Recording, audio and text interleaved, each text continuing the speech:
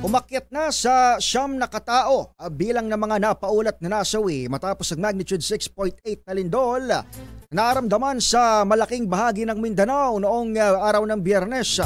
Sa huling ulat ng National Disaster Risk Reduction and Management Council, 8 ang namatay mula sa Region 12 habang isa naman sa Region 11 na patuloy pa rin sumasailalim sa validation.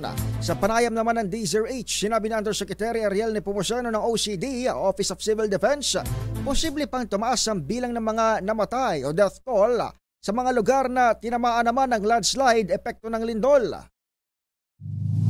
Ang problema kasi karamihan dyan, tinamaan ng mga bumagsak na mabibigat na bato, mga tipak bato. At meron din sa landslides, dalawa.